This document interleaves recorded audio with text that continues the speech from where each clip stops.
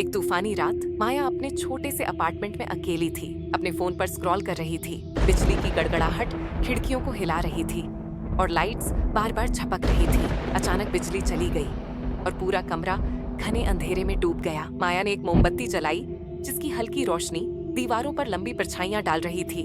जैसे ही लौ कांपी, उसने देखा कि एक परछाई दीवार पर हिल रही थी, नाच रही थी। वह सन्न रह गई। वह परछाई उसकी नहीं थी। साया बड़ी ही डरावनी सुंदरता के साथ झूम रही थी। उसके हर मूवमेंट के साथ तूफान की तेज आवाज ताल मिल रही थी। कौन है वहाँ?